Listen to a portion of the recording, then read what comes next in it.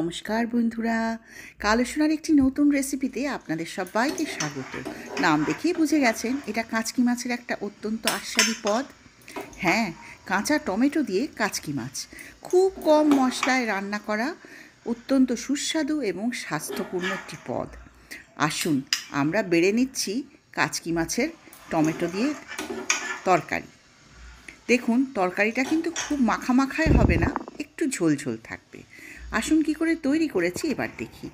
আমার গাছে কয়েকটা টমেটো কাঁচাই রয়েছে, অনেকগুলো হয়েছে তো দেখছি সবগুলোই এখনও কাঁচা আছে। পাকাগুলো তো তুলে আগের দিন টমেটোর চাটনি করে ফেলেছি, রেসিপি দেয়াই আছে, তাই কাঁচা টমেটোই তুলে ফেললাম, সাথে দু একটা পাকাও রইল।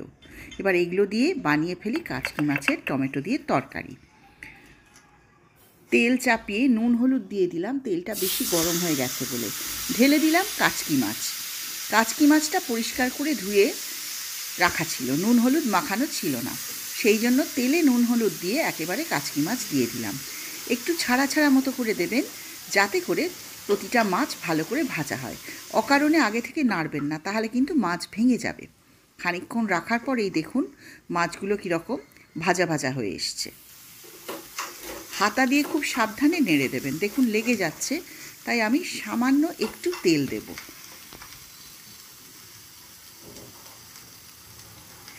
হ্যাঁ, এই তেলটা দেবার জন্য বাকি মাছটা খুব সহজেই ভাজা হয়ে উঠে আসবে।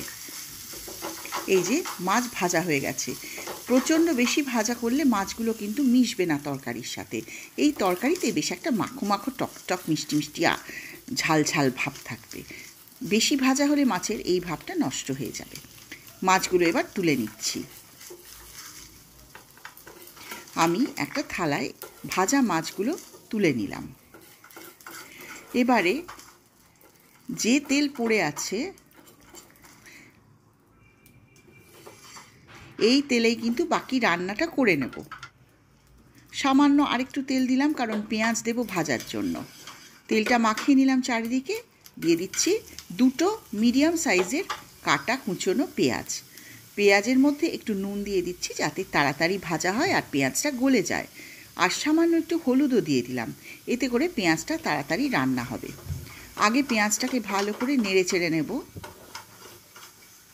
নুনের আঁচ কিন্তু একটু বাড়ার দিকেই থাকবে, কারণ এই রান্নাটা খুব একটা কম আগুনে করার রান্না নয়।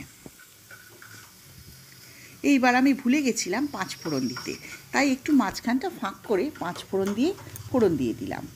আপনারা আগেই ফোড়ন দেবেন। ঢেলে দিচ্ছি কেটে রাখা কাঁচা টমেটোগুলো। এবার খুব ভালো করে পেঁয়াজের সাথে মিশিয়ে ঢেকে কম আঁচে এগুলোকে ভেজে নিতে হবে। আমি আঁচটা কম করে ভেজে নিচ্ছি। সামান্য একটু জিরের গুঁড়ো দিয়ে দিলাম। ব্যাস, মশলা কিন্তু এই পর্যন্তই, আর কোনো মশলাই দেব না।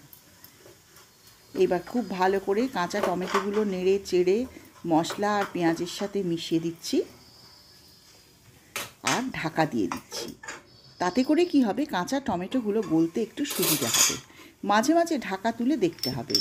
আর দিয়ে দিচ্ছি থেতো করে রাখা আদা আর কাঁচা লঙ্কা। লঙ্কাটা আপনার হিসাব মতো দেবেন। আমি 2টো লঙ্কা দিয়েছি, আরও বেশি লঙ্কা দিতেই পারেন। 3-4টে লঙ্কা দিলেও খেতে ভালো হয়। দিয়ে দিলাম সামান্য একটু জল, যাতে মশলাটা পুড়ে না যায়। এইবার সমস্ত কিছু একটু নেড়ে চেড়ে, যাতে করে সমস্ত কিছু মশলার সাথে মিশে যায়,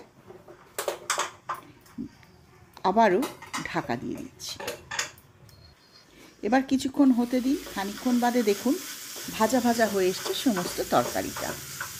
এই তরকারিটা কিন্তু খেতে একটা অনবদ্য আস্বাদ হয়, টক টক ঝাল ঝাল, বেশ একটা গ্রাম্য গ্রাম্য ভাব আছে। কিন্তু চুনো মাছ তো আগে নদীতে খালে বিলে এমনিই পাওয়া যেত, পয়সা দিয়ে তো আর কাউকে কিনতে হতো না।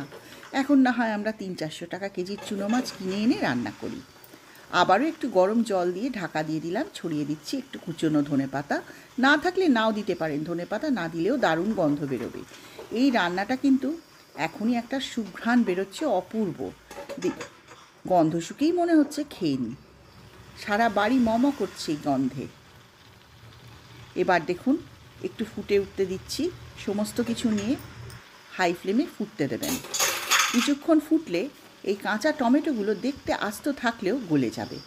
এবার হয়ে গেলে মিশিয়ে দিচ্ছি ভেজে রাখা কুচনো মাছ। এই কাচকি মাছগুলো ভাজার লাস্টে দেবেন, আর বেশি নাড়ানাড়ি কাচকি মাছ দেবার পরে করবেন না, কারণ তাহলে মাছগুলো একেবারে গুঁড়িয়ে যেতে পারে। দেখুন মাছগুলো কিন্তু দেখতে আস্তো আস্তই লাগবে। একটু ফুটতে দিচ্ছি হাই ফ্লেমে, কারণ জলটা আমি আরেকটু শুকিয়ে নেব। একটু গামাখা গামাখা তরকারিগুলো হবে। আবারও ঢেকে দিলাম, আবারও একটুখানি রেখে এবার আঁচ বন্ধ করে দিলাম। ব্যাস হয়ে গেল কাঁচা টমেটো দিয়ে কাচকি মাছের তরকারি। এত সুন্দর গন্ধ বেরিয়েছে, গ্যারান্টি দিচ্ছি আপনারা বারবার করে খাবেন। আমাকে কমেন্টে অবশ্যই জানাবেন কেমন লাগলো আদা কাঁচা লঙ্কা আর শুধুমাত্র জিরের গুঁড়ো দিয়ে এই কাচকি মাছের তরকারি। আমার অন্যান্য রান্নাতেও মশলা খুবই কম এবং তেল খুবই কম পরিমাণে দিই আমি। সমস্ত রান্না দেখার জন্য অনুরোধ রইল, আমার চ্যানেল ভিজিট করুন আর সাবস্ক্রাইব করে পাশে থাকুন। এইভাবে করুন আর জানান কমেন্টে। ধন্যবাদ।